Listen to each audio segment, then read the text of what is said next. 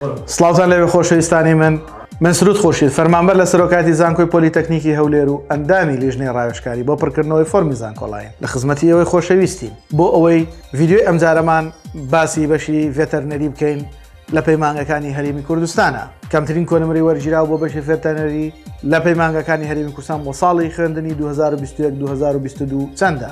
بینەری ڤیدیۆکەمان بن بۆ ئەوەی وەڵامی ئەو پرسیارە وەربگرن.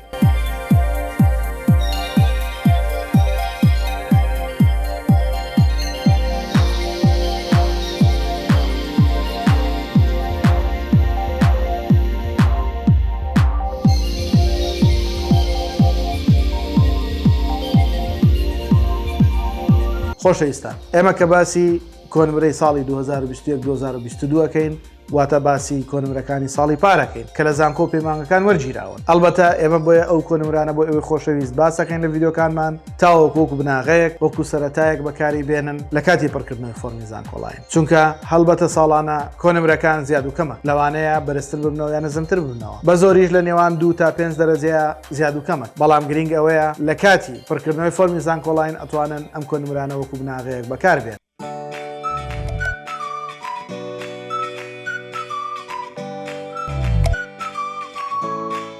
لایک، کۆمنت، سبسکرایبی کەناڵەکەمان لە یاد مەکەن هاوڕێیانتان ئاگادار بکەنەوە تاکو ئەوانیش سوودمەند من لی هیوامان سەرکەوتنتانە خوا ئاگادارتان بێت.